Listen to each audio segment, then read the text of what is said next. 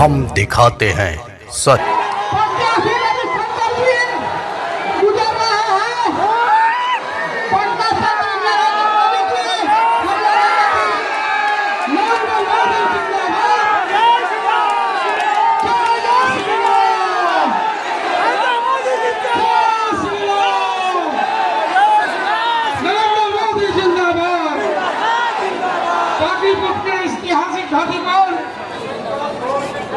क्या कहना चाहेंगे सर?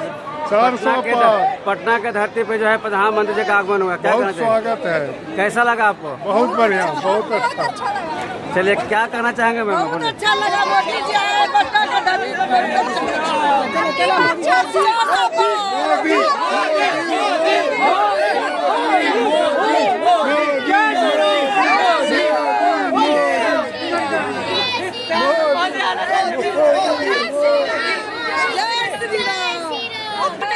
क्या कहना चाहेंगे मैम? पटना के धरती पे जो है प्रधानमंत्री रोड शो किए, क्या कहना चाहेंगे? आज पटना की धरती धन्य हो गई। पटना की धरती धन्य हो गई। बिहार की प्रधानमंत्री धरती जी धन्य कहेंगे हो गई। 40 पार, क्या होगा बिहार में? बिल्कुल 40 पार। राज्य के पटना के धरती पे जो है प्रधानमंत्री जी का आगमन होगा। आप लोग युवा हैं, क्या कहना चाहेंगे? अबकी बार 400 पार। हम इतना चाहेंगे, जैसे राम जी आए हैं, जैसे राम जी हमारे कण कण में है, वैसे मोदी जी हमारे दिल के हर एक कण कण में। इसीलिए इस बार 400 पार मोदी सरकार। 400 बिहार में क्या होगा सर? बिहार में क्या होगा? हम वोटर हैं। बोलिए बाबा, वोटर हैं। बोलिए, क्या कहना चाहेंगे? जदयू कार्यकारिणी अगरपुर सेक्टर से मैं किशोर कुमार जदयू कार्यकारिणी प्राइम मिनिस्टर विरोधी है। मैं प्राइम मिनिस्टर मोदी से अनुरोध करना चाहता हूँ, देश में डिजिटल वोटिंग की व्यवस्था की जाए। जैसे डिजिटल पेमेंट की व्यवस्था की है, उसे डिजिटल वोटिंग की व्यवस्था किया जाए पूरे देश में। क्या कहना चाहेंगे सर? देश का विकास होगा। कहना चाहूँगा कि मोदी जी इस बार पूरे बहुमत से आए और कुछ नहीं कहना चाहते हैं। बिहार में क्या होगा? बिहार में इस बार माननीय सीएम, हमारे सीएम नीतीश कुमार की सरकार बनेगी। उसके अलावा किसी की सरकार बनने विधानसभा बनने वाली में है। कितने सीट जो है? नीतीश जी विकास पुरुष है, विकास पुरुष रहेंगे। मैं नंद किशोर कुमार जदयू कार्यकारिणी फर्म है। माननीय नीतीश कुमार जी से आग्रह करता हूँ और काफी विकास तेजी से करें। चलिए मैम, क्या कहना चाहेंगे? आज प्रधानमंत्री जी का आगमन हुआ है, बोलिए, क्या बोलना चाहते हैं? इस बार तो मोदी जी जीतेंगे, सबसे ज्यादा वोट उन्हीं का रहता है। कैसा लगा आपको बिहार के धरती पर? बहुत ही अच्छा लगा, जिसको हम बता नहीं सकते हैं। मन एकदम लग रहा है कि क्या कितना अच्छा लग रहा है उनका रोड शो देख के। और आज पटना की धरती पे आए और हम लोग को दिखाए कि वो हम लोग के कितने साथ हैं, हम लोग के लिए कितना कुछ किए हैं और वो और करेंगे आगे। इसलिए हम लोग को उनको ज़्यादा से ज़्यादा समर्थन देना चाहिए और करना चाहिए, उनको साथ देना चाहिए। बिहार में जो रोड शो किए 40 के 40 सीट, क्या होगा जो रख रहे? एकदम होगा, 40 के 40 सीट एकदम मिलेगा उनको। जितना काम किए हैं वो दिख रहा है। पूरा समर्थन है, क्योंकि जो राम को लाए हैं हम उनको लाएंगे। अगर एक शब्द में कहना है तो 400 पार। साफ साफ पूरा देश भारतीय जनता पार्टी को, एनडीए को अभूतपूर्व विजय और सारे रिकॉर्ड ब्रेक करने वाला विजय इस चुनाव में निश्चित है। लेकिन अगर कहें तो लालू यादव एक तरह से आरोप विपक्ष आप पर लगाता है कि आरक्षण खत्म करेंगे 400 सीटें लाने के बाद, लेकिन वही वो मुस्लिम आरक्षण के समर्थन की बात कर रहे हैं, उनको देने की बात। उसके दो जवाब है।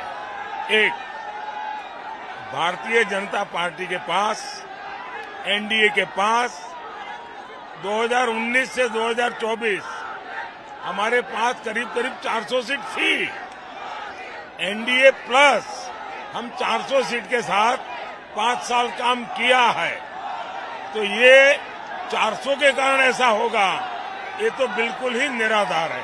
दूसरा, ये बार बार इसलिए बोलते हैं कि उनके पेट में पाप है और लालू जी के मुंह से निकल गया है कि वे मुसलमानों को आरक्षण देंगे। इतना ही नहीं, पूरा का पूरा देंगे।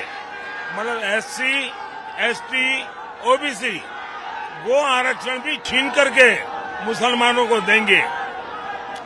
जहां तक भारत के संविधान का सवाल है, जिस समय भारत का संविधान बना उस संविधान में संविधान सभा का सुविचारित मत था कि देश में धर्म के आधार पर आरक्षण नहीं होना चाहिए। बाबा साहब अम्बेडकर, पंडित नेहरू भी धर्म के आधार पर आरक्षण के विरोधी थे।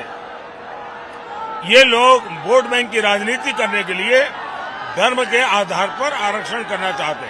कर्नाटका में उन्होंने रातों रात सभी मुसलमान को ओबीसी बना करके ओबीसी का जो अधिकार था वो छीन लिया। और मेरा स्पष्ट मत है, देश की जनता ये संविधान का अपमान नहीं सहेगी। देश की जनता बाबा साहब अम्बेडकर का अपमान नहीं सहेगी। और जहां तक मोदी का सवाल है, मैं जब तक जिंदा हूं, मैं धर्म के आधार पर इस देश को बांटने नहीं दूंगा। धर्म के आधार पर आरक्षण के नाम पर देश को बांटने की हर साजिश को मैं खत्म करूंगा। जो विपक्ष का बहुत आरोप है कि ईडी सीबीआई का जो एक तरह से मिसयूज करके लोगों को पकड़ा जा रहा है, खत्म करने की कोशिश की जा रही है, आपको लगता है वो उसके बाद जो धन पकड़ा जा रहा है, जो काला धन पकड़ा जा रहा है, उसको पूरे देश में, दुनिया में, मैंने जो देश के लोग हैं, युवा है, उसको लगता है कि वो वापस आएगा? देश के लोगों ने पहली बार देखा है कि लगातार नोटों के पहाड़ पकड़े जा रहे हैं। नोट गिनने वाले मशीन थक जाते हैं और ज्यादातर पैसे राजनेताओं के हाथ से पकड़े गए हैं, दूसरे ब्यूरोक्रेट्स के हाथ से पकड़े गए, ड्रग माफियाओं के हाथ से पकड़े गए हैं, गन रनर के हाथ से पकड़े गए हैं। तो देश की जनता देख रही है 1.25 लाख करोड़ रुपया पकड़े जाना, और उसके बाद भी अगर आपको तो ईडी की तारीफ करनी चाहिए कि वो कम से कम काम कर रहे हैं, उनको जो तनख्वाह मिलता है उसका ईमानदारी से काम कर रहे हैं। दूसरा, मेरा मत है कि जिसका पैसा गया है, जैसे बिहार में नौकरी के बदले में जमीन ले ली है, जब उसका ट्रेल मिलेगा मैं उन सबकी जमीन वापस मिले इसके लिए सारी कानूनी एक्टिविटी करूंगा। बंगाल में शिक्षक भर्ती, जिन गरीब बच्चों से पैसे लेकर के झूठी नौकरियां दी, उस बंगाल में ट्रेल है कि भी इसके पास से इतना पैसा लिया, पैसे जब्त किए हैं। मैं चाहता हूं गरीबों का जो पैसा है वो मैं वापस लौटाऊंगा। और मैं इसलिए कह रहा हूं कि अब तक हम 17,000 करोड़ रुपीज ऑलरेडी दे चुके हैं। की जो पूरा मोदी मोदी लग गया, पीछे में राम मंदिर का रेप्लिका भी आपको दिख रहा है। ऐसे में एक बड़ा सवाल, विपक्ष कह रहा है कि सरकार बनेगी तो राम मंदिर का शुद्धिकरण करेंगे, क्योंकि नरेंद्र मोदी ने प्राण प्रतिष्ठा किया था।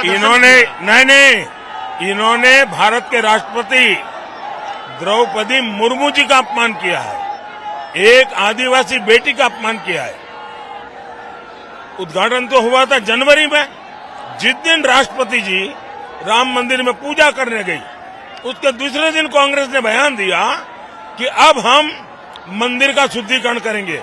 मतलब ये आदिवासियों का अपमान है, नारी का अपमान है, राष्ट्रपति पद का अपमान है, रामलला का अपमान है, राम मंदिर का अपमान है। ये क्या भाषा बोल रहे हैं लोग? राहुल गांधी जिस तरह की भाषा का इस्तेमाल कर रहे हैं आपको लेकर, एक प्रधानमंत्री पद की गरिमा भी होती है, आप एक उम्र में भी आप बड़े हैं, ऐसे में उसको क्या कहेंगे आप? ये नामदार है, हम कामदार है।